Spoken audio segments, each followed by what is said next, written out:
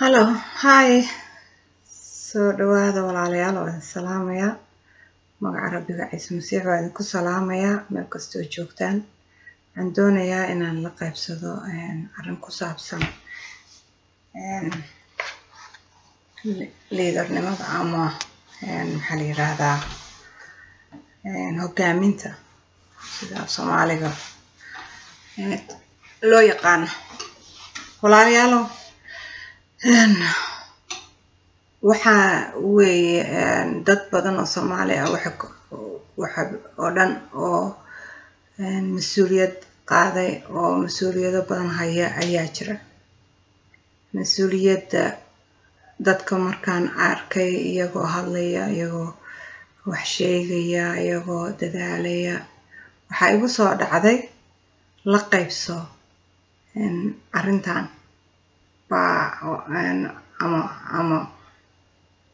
ama ku kab arrintan sababtoo ah waa arrin muhiim ah oo aniga xaggayga muhiimka ah dad badan aan u maleynayo inay u raaci doonaan inay muhiim tahay. Wadankeena oo dhan aan kasoo tagnay qax maalin walba waxaa dhacaa madaxweynaha ka degta mid kala qabta mid hore laga dejiyay ku kasii hore laga dejiyay ummad wada dadaalaysa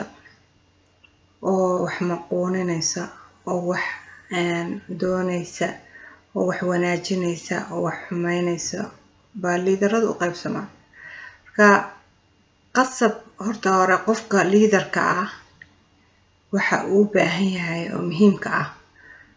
waxa waaye qof kasta oo liidar ah ama meel wax ka qabta wuxuu ku fiican yahay.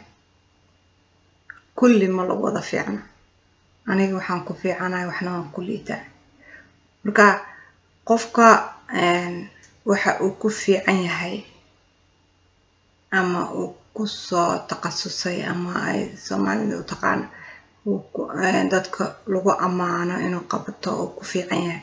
waxaas way inta badan wax uu ku fiican yahay. hal mid kalena oo naga maqan waxa weeye hal qof waxba ma qaban karo. Dadka oo dhan way isku wada baahan yihiin. Marka madaxweynaha wax qabsanaya waa la leeyahay Hargeysa. Madaxweynaha kaligiis wax ma qaban karo. Soomaaliya madaxweynaha qabsanaya Muqdisho. Madaxweynaha kaligiis wax ma qaban karo. Waxaa loo baahan yahay madaxda dhan ama dadka shaqaalaha shacabka kulli in wax la wada qabto oo la is wada caawiyo. Isaga waxaa laga yaabaa ninka madaxda ah inuu hal wax ku fiican yahay kaliya, inuu ammaanka iyo madaxtinimada ku fiican yahay, laakiin wax kale oo dhan howlaha kale oo dhan dadka kale ku fiican. Marka dad badan waxaan arkay oranaya waxaasaytii ka madaxweynaha saas biiye madaxweynaha saas yeelay dawladda saas yeeshay dadka saas yeeshay. Marka kulley aad waa la wada qabaa. Madaxweyne hore ahaada ama madaxweyne dambe ha noqdo, dadka wadanka oo dhan waa inay wax wada qabtaan. Xataa qofku gurigiisa laga bilaabo gurigiisa waxa waa ninka iyo naagtu waa inay wax wada qabtaan. Ilmaha iyo waalidku waa inay la shaqeeyaan.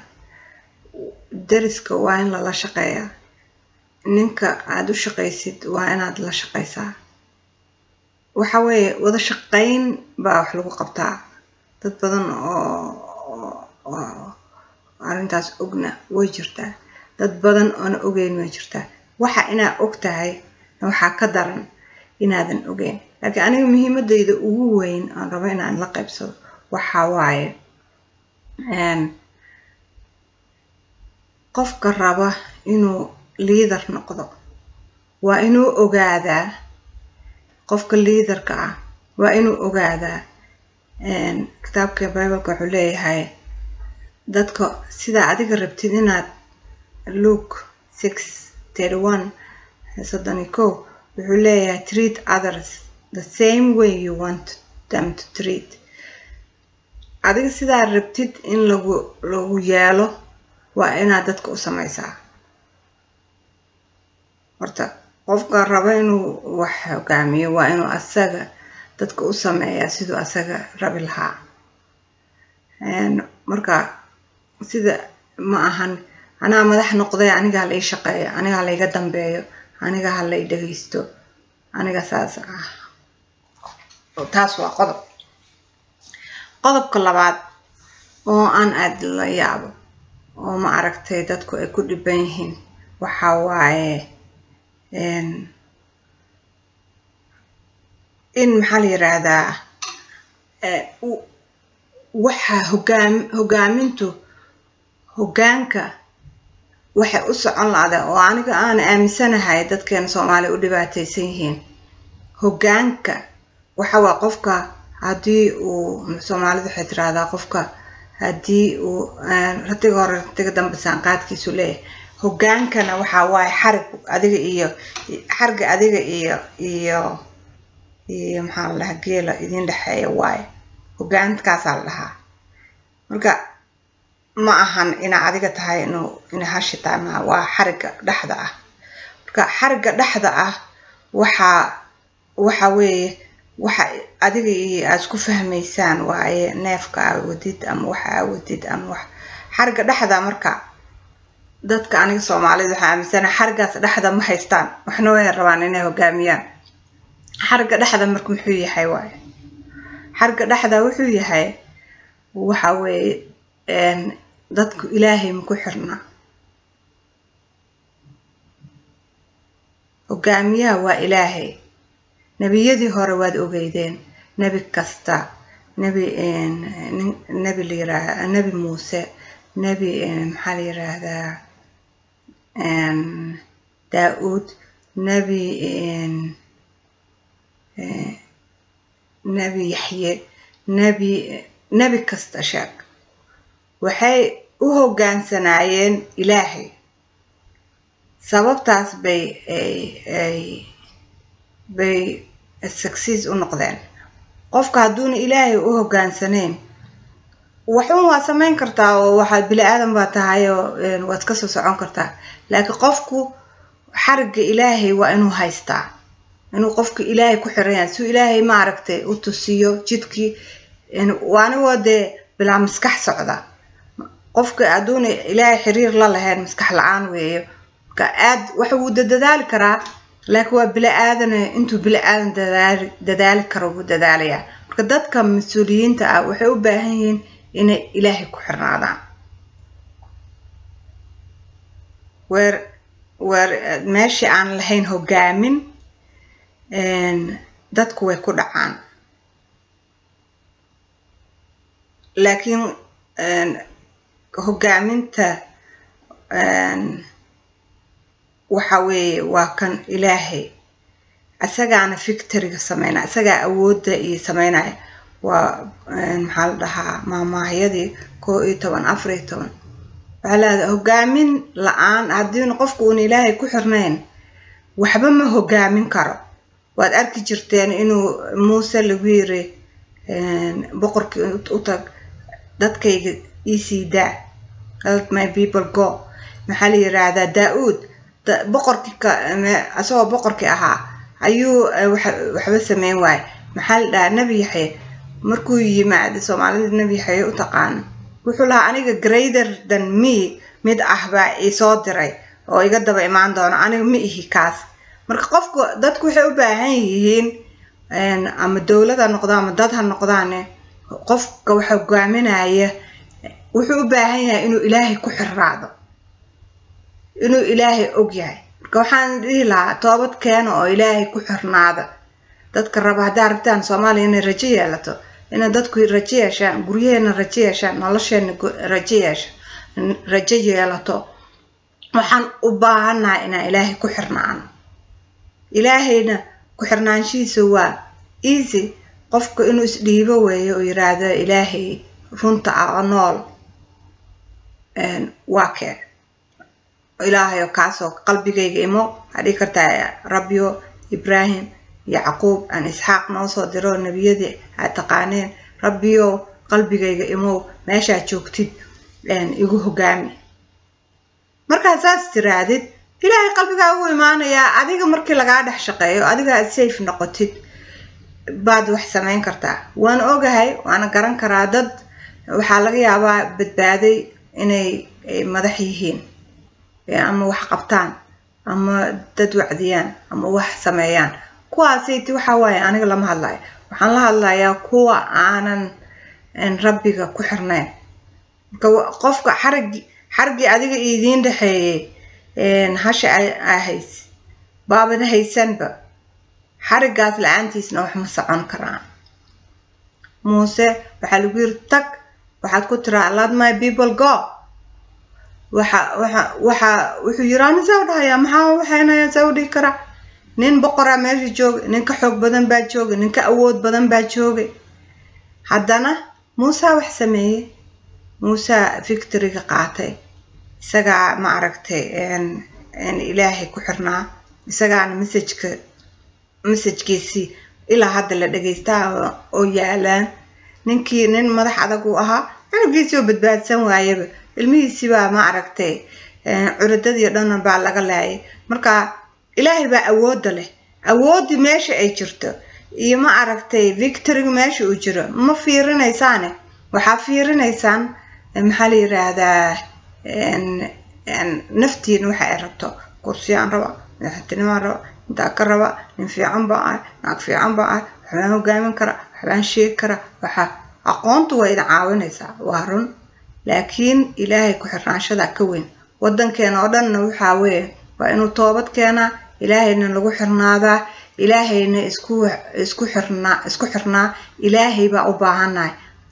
dunyadan kale kulli waxaan arkay madaxda ayagoo wada dhahay dunida kale ma aragtay sidee u noosha dunida kale waxay haystaan sir ina idinka haysan oo ah maxaa la yiraahdaa ilaahay ciise masiix bay aaminsan yihiin Jesus Christ aaminsan ilaa Jesus Christ aad aamintaan waxa waaye wax waad sameeynaysan laakiin waxa ma lahaanayso miro ma yeelanayso miro badan ma dhalayso xuma tarayso marka anagu ma rabno anigu madaxtinimo iyo dawladnimo anigu ma rab laakiin dadka madaxda ah ama doonaya madaxtinimada ama wadanka ka fakaraya waxa u fiican inay ilaahay ku xirnaadaan oo ilaahay isku dhiibaan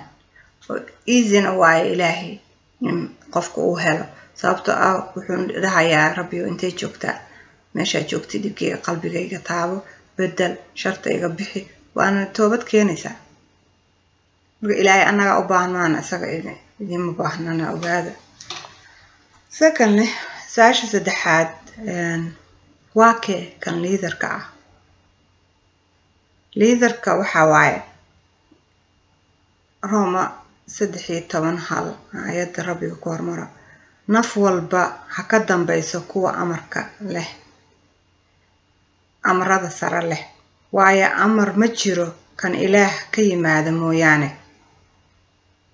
kuwa jirana ilaah baa ka dhigay kuwa amarka leh ani idma dhahay madaxda iyo ummadda iyo dadka wax sameeynaya maahan dad ma aragtay ilaah xaqiisa ka yimaada ma dhahay laakiin ilaah bay u baahan yihiin waana muhiim dadka Soomaalida in dadka madaxda ah laga dambeeyo la xishmeeyo la shaqeeyo ma aragtay laga soo horjeesan waxa baabi'inaysaan waa dalkiini dadkiini iyo umadiini way wax kale oo sameeynaysan male hadaad cid hebel ku riixidid iyo hadaad ku riixinba waa dadkaagi waa dalkaagi ma baad markii waxaad garan kartaan markii gumaysi inta yimaado wadanka dhan la qabsado oo wadan la'aan ugu dhacdo waxa jira runtii wadankaas wuxuu u rogmaday xaqdarro u rogmaday haddana xaqdarradii ay weli ku wadaan waxa fiican in dadka ka dambeysaan la shaqeysaan qofka bini'aadanka wax weyn ma ahan hal wuxuu ku fiican yahay kulligeen baa isku baahan kulligiin waa isku baahantiin isku wada xirnaada dadka oo dhan isku duubnaada hal isku duubnaada marka midayda ugu dambaysa aan ku soo gabagabeynaa waxa waaye ilaahay muxuu jecel yahay ilaahay muxuu naga doonayaa ilaahay muxuu na farayaa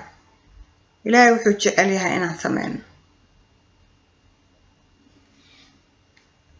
وإنان ما عرفت أنا استعلانه ومدبا درسكي سجعلاد إنان لس لبن إنان لس وحينين وحامان تورن شيء وربك جعلها مدبا مدك كله إنه قدم بيه حشمية نينك الليدر كا وإنه دتك اللغة ودقة وإنه دتك حشمية وإنه دتك وحوك شيئا ما أنت أنا حكمك قبصده إذا كبوحي إذا كلنا كدول معها هذا يستان مد ليدر كوفي عن أن دتك بابينين لا شقية sababta ah wadamada kale martiba aad ku noqonaysaan waxba ma qiimaan ma lahidin sharaf ma lahin nin walba wixiisa iyo dhulkiisa iyo luqadiisa iyo dadkiisa uu ku qurux badan yahay waxaan maleynaa taas waa ogtiin kulligiin marka wadamada kale adduunka calankooda haday arkaan dadkooda haday arkaan aad bay isku xishmeeyaan odayaashooda waa ka dambeeyaan islaamaha hooyooyinkooda waa ka dambeeyaan laakiin dadka yaga waxa weeye qof ka dambeeya malahan ilmihii aabihii baaba ilmihiisa xishmeynaya saaba kursiga ka qaadanaya saaba wax ku dhajinaya saaba dhacaya cunugiisa waxa waaye example fiican noqda inta noolnahay baa noolnahay example fiican dadka u noqda xishmee macnuu ma dadka dhan inay yihiin laakiin kuweena xun oo dadka ku dhagan oo dadka haysta hasii daayaan dadka masaakiinta oo inta la xiranayo xaq darro lagu xiranayo sababtoo ah waxaad ka xanaaqday qof kale u amaanay ama qof kale u yeelay ama qof kale u hiiliyay waxaas ma fiicna jaajinka ilaah baa iskale ilaah baa xukumi doona laakiin annaga inaas cafino waay qof kasta markuu free dareemo wax ma xumeynaya qof kasta waxyaalo qaarkoodna dadka waxa jira aniga aan xaq u leeyahay iyo waxyaalo aan xaq u lahayn waxa dadka kale xaq u leeyahay dadka kale inay galaan maahan waa wax badan oo waxaan ku caawin karaa oo waxaas kugu toosin karaa waa Rabbi Ciise Masiixna wuxuu idin leeyahay walaalayaalo ii imaada aan cilaabadiin idinka qaaday aan idin toosiye Soomaali rajo ka leeyahay Soomaali wuu jecel yahay Ciise Masiix waana raadinayaa anaguna soo helay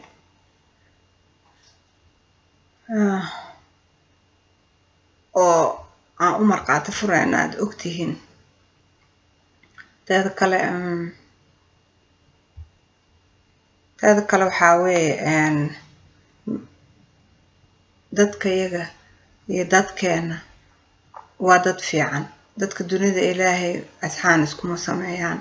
Soomaalidu waa dad fiican oo wanaagsan oo aad isku ixtiraam aad isku jecel aad ma aragtay u dhaqan wanaagsan laakiin wixii waa la rabay shaydaan culus baa u yimid ka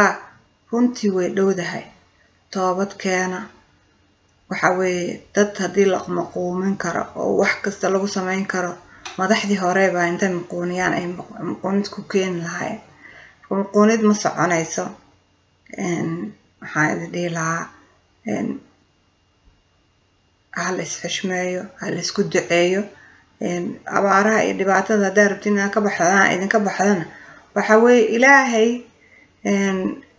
leader ha idin noqdo ogolaada toobad keena